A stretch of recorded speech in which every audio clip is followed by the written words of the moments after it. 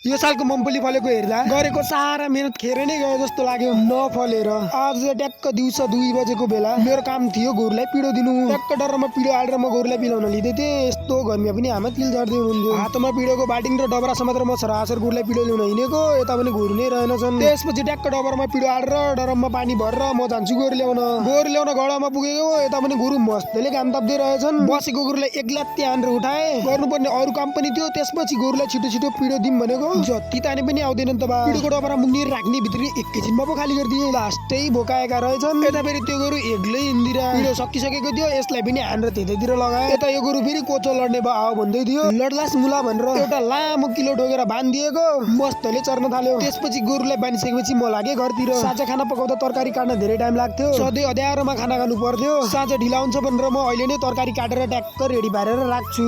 तरकारी काटिसकेपछि मेरो काम थियो मम्पली कोर्नु। त्यसपछि हातमा कुटो र पाती समातेर म लाग्छु मम्पली बडातिर। यति धेरै मम्पली कोर्नु देखेर म पनि टोलाएरै हेर्न थालेँ। जति मम्पली भए पनि यसरी टोलाएर बस्नु भएन भनेर म झप्पाझप मम्पली कोर्न थाल्छु। मैले यत्रो मम्पली कोरेको एउटा झाल मात्रै थियो कि राम्रोसँग मम्पली फलेको। अरू बोटहरूमा पनि भिटिके मम्पली फलेका थिएनन्। गोजोमा भएको खाडकोटाले मुगुलियो पनि बनाइयो। यत्रो समय कोर्दा एउटा ढालो पनि भरिएन। अँध्यारो पनि भइसकेको थियो, त्यही भएर म घर आउँछु। घरमा मेरो काम थियो मम्पली कोर्ने। भर्खरै कोरेका मम्पलीहरू सुकाउनु पर्छ, सुकाएन भने ती सडिहाल्छन्। कसैले मम्पली चाहिएमा अर्डर गर्नु होला। आजको लागि यति नै। Thank you for watching.